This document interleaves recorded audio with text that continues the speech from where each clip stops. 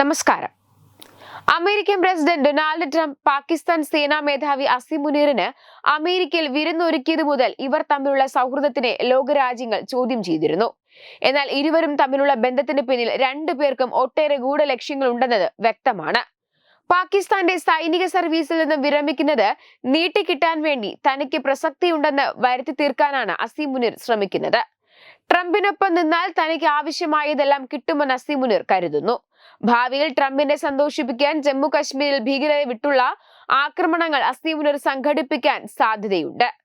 ഇതിന് പിന്നിൽ അമേരിക്കയുടെ താല്പര്യങ്ങളാണ്. കാരണം പാകിസ്ഥാൻ കൂടുതൽ അമേരിക്കയ്ക്ക് അടിമപ്പെടണമെങ്കിൽ ഇന്ത്യ പാക് സംഘർഷം ആവശ്യമാണ്.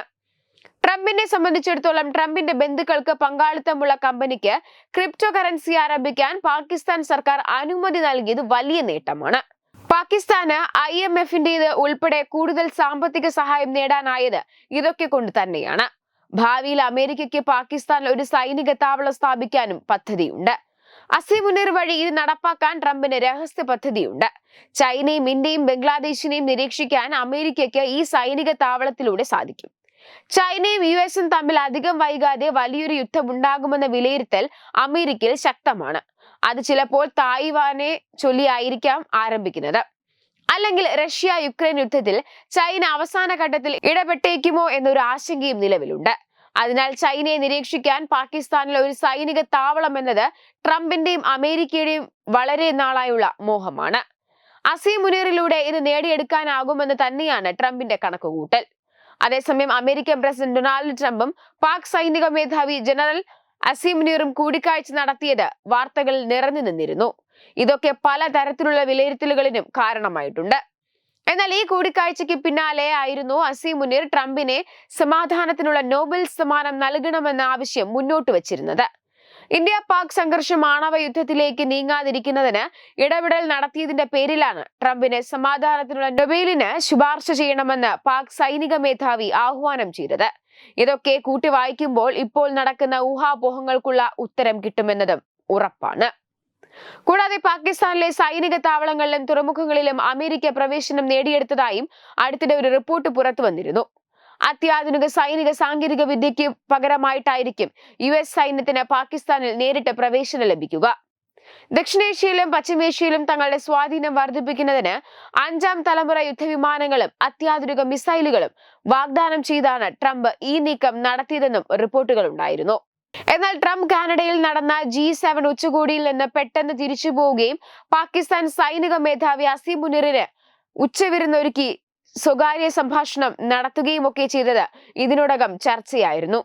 പാകിസ്ഥാനിലെ സൈനിക താവളങ്ങളിലും തുറമുഖങ്ങളിലും അമേരിക്ക പ്രവേശനം നേടിയെടുത്തതായാണ് സൂചന.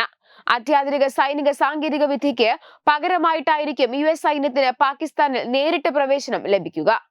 ദക്ഷിണേഷ്യയിലും പശ്ചിമേഷ്യയിലും തന്റെ സ്വാധീനം ശക്തിപ്പെടുത്തുന്നതിനായി 5ാം തലമുറ യുദ്ധവിമാനങ്ങളും അത്യാധുനിക മിസൈലുകളും നൽകുന്നതിന് പകരമായി പാകിസ്ഥാനിലെ സൈനിക താവളങ്ങളിലും തുറമുഖങ്ങളിലും പ്രവേശനം നേടാൻ ട്രംപ് ശ്രമിച്ചുവെന്നാണ് റിപ്പോർട്ടുകൾ പുറത്തു വന്നിരുന്നത്. വെബ് ഡെസ്ക് തത്തുമൈ ന്യൂസ്. രാവുമായണം രാമനെ അറിയണം. സ്കൂൾ കുട്ടികൾക്കായുള്ള രാമായണം പ്രശ്നോത്തരി ജൂലൈ 20 ഞായറാഴ്ച രാവിലെ 9 മണിക്ക്. സ്ഥലം കൃഷ്ണപിള്ള മെമ്മോറിയൽ ഓഡിറ്റോറിയം, നന്ദാവനം, തിരുവനന്തപുരം.